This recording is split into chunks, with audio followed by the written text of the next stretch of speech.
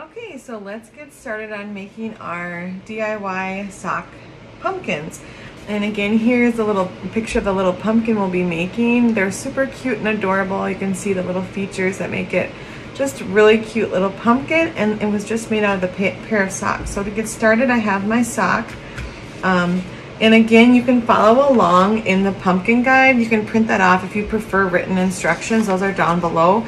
I just had it bound at a Kinko's or something. That's totally not necessary, but it's a nice touch if you think you'll be making more of these. You can keep it handy if you prefer written instructions. But let's get started. So to start, take your sock, and I've already made one pumpkin out of this boot sock here. So I'm gonna make a second one with the bottom, and I'm gonna cut a section that's about 7 to 8 inches.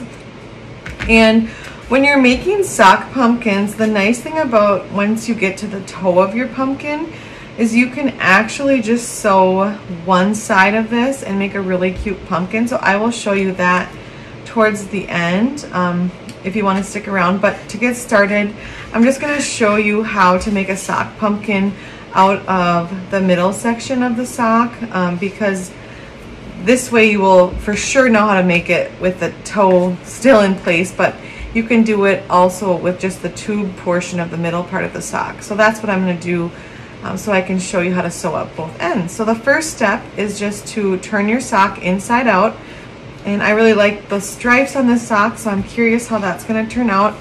So I'm starting inside out. You're going to need to begin an embroidery needle or a doll needle. I got this one at the dollar store for 50 cents because there were 2 for $1.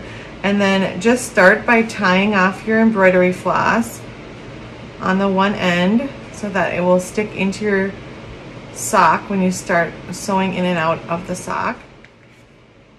So just go in and out of the top portion or one of the sides of the sock until you close up the entire side. So you're just going in and out with your needle every quarter inch about. And once you've done that, then you can pull your sock tight and then take the embroidery needle and thread and just go through the center a couple more times, and that will just give you a really sturdy cinch on the side of your pumpkin. So once you've done it a couple of times, just tie off your thread.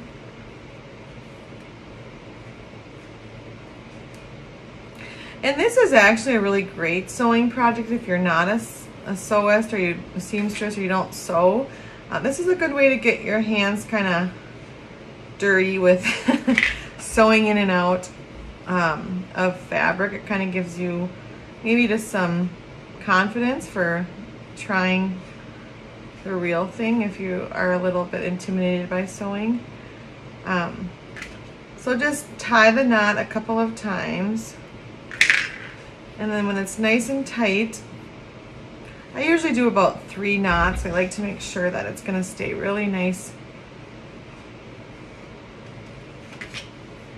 and tight on there. So once I have it tight, then I just cut off the extra thread, and then you're just going to turn your sock back right sides out so that it's the correct way.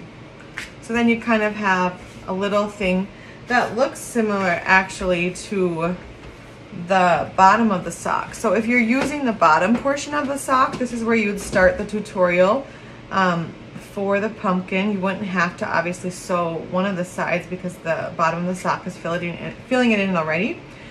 So once you have the sock looking like this, then we're going to go ahead and put rice into the sock to give us a nice weight in the bottom of our pumpkin. And I spilled a little bit of rice, but it's okay. I usually use about a 1/4 cup to a 1/2 cup of the rice, and this little portion of the sock is a little smaller than what I usually use, so I'm actually going to use a little less rice. Stick more like a 1/4 cup of rice in there. And then once you have your rice in the bottom of your pumpkin, you're going to go ahead and fill the rest of the sock with the Polyfil. So there's some thread in here. I'm just going to stuff my pumpkin, and I do like a little plumper pumpkin, so I like to put a good amount of polyfill so that the sock looks pretty plump when I'm done with it, because that will give you the really nice sections of your pumpkin.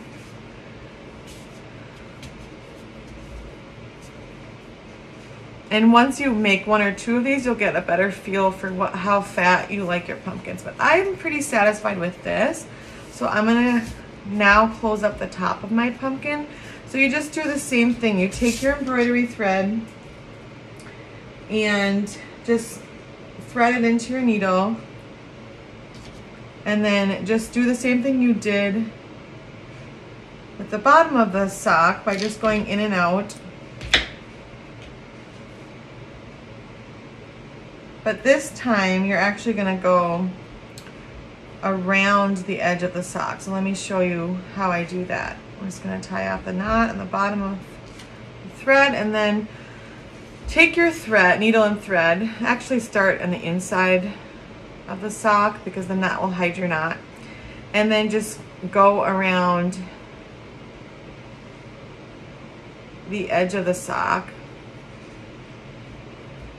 And then you're gonna cinch it like you did the bottom. So I hope that was clear. And this is actually another technique you can use for making velvet pumpkins, and I have a video for that as well.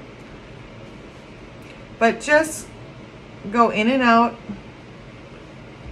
around the edge of the top edge of your sock.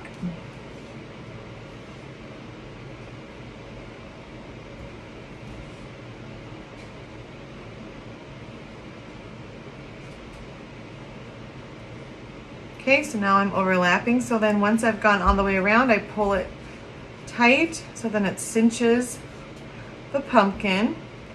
And at this point, I like to take my needle and thread and go through the center again a couple of times, just getting it really nice and tight.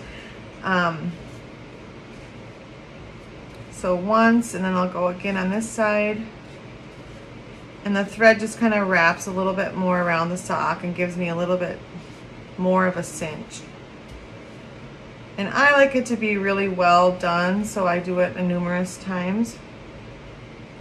But if you run out of thread and you can just do it a couple times, that's still okay. So then once you've closed out the top of your pumpkin, without cutting the embroidery floss, just trim off all the extra fabric of your sock that you have, so that you have just a little bit of the fabric showing, and that just the portion that has the thread in it, really.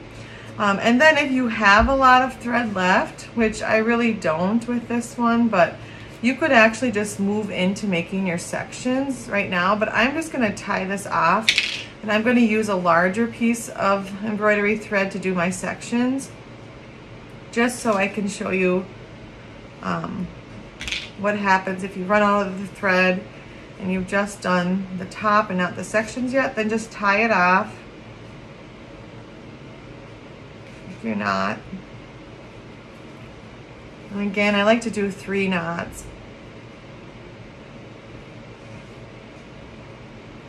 And if you are more of a visual person, you like written instructions, the guide does go through all of these steps, step by step. And so if you need to slow down and take a little bit longer on a step, then this guide is super helpful for you.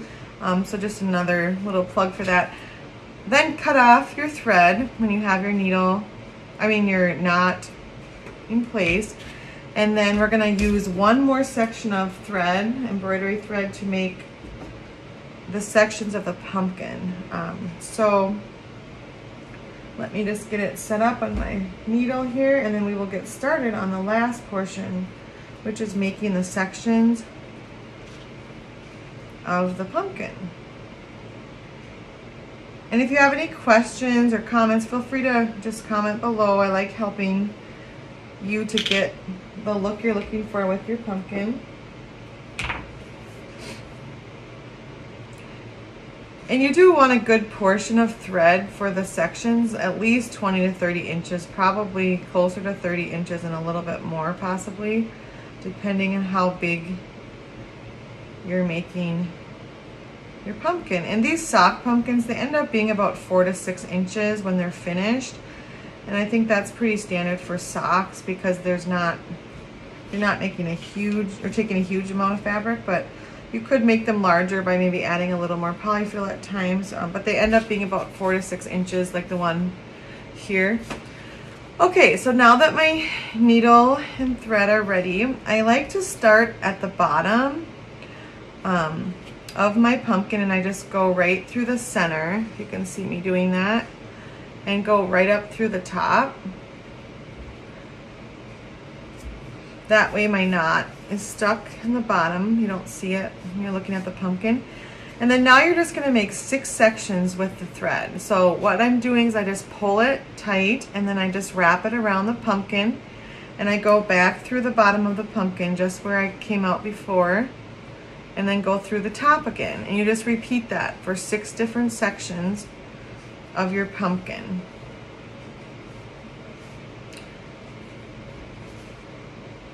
And this is really the same technique that you can use to make any kind of fabric pumpkin. So if you do sweater pumpkins, you know, your tube could be the sleeve of the sweater, or if you're doing any other kind of fabric, you can just sew a tube of fabric to get you started. So you can really do it with anything, but just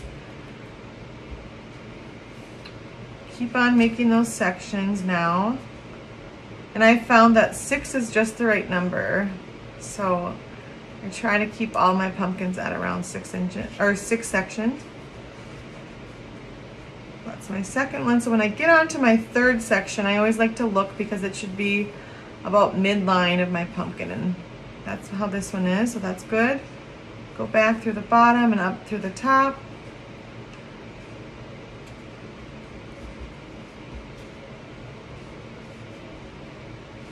And just keep on doing that. And I am getting short on thread here. I always like to try to make it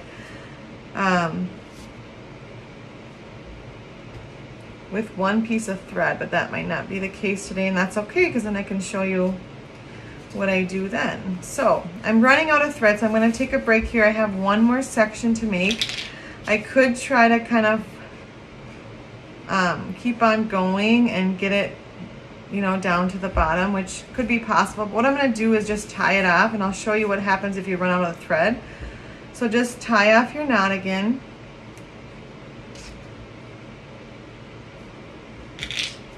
And then just use another piece of embroidery thread. It's not really necessarily complicated, but just some people like to see it. So I will give you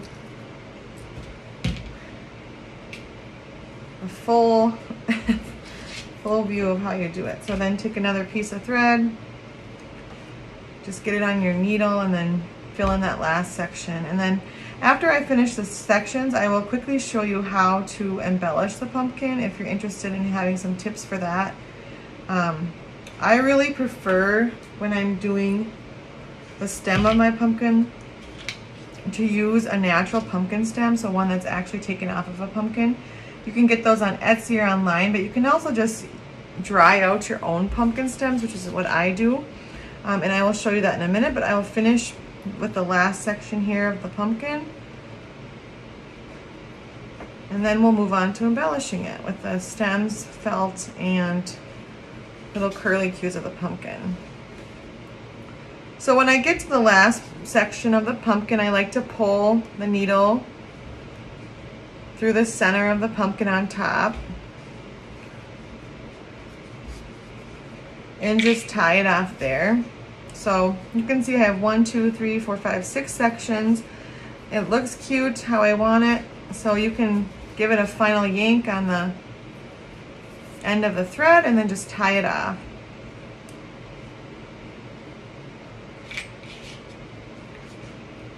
And these pumpkins are pretty sturdy. Like, I don't even feel necessarily the need to tie this super tight because I know that that thread is really well in place. But I'm going to tie it good either way. Just do the 2 to 3 knots and then cut off the remainder of the thread. So great, so now we have our little base of our sock pumpkin. We have 6 different sections, and it's starting to look really cute, like a pumpkin, so that's always fun. So how I embellish the pumpkin is I usually use the natural pumpkin stem, as I mentioned, and then I like to put curly cues on the pumpkin. So I have these really cute little rusty baby crib springs left over from a project my husband's aunt was doing. And then here's another option. If you like the curly cue look, you can use paper covered wire and just wrap it around a pencil or a paintbrush, and you can kind of just twist it around there, and then you're going to get these nice curly cues on here. So those also work really cute on the top of the pumpkin. This particular wire I have is a little thicker, but it's still really cute. So that works, or twine can also work, but I'm going to use these little rusty springs for today. So I just bend that. If you have these, they're really cute on pumpkins. And then I like to cut a little leaf out of felt, and there's a pattern in the pumpkin guide, but really all you do is just cut a 3-lobed, I don't know if that's what you say for a leaf, but 3-lobed leaf, and that will just sit on the top of my pumpkin and kind of cover up some of the fabric that's still showing from the top portion of the sock. So the felt fills it in nicely, so you really won't see that once we're done. So I take my hot glue gun and just glue that in place.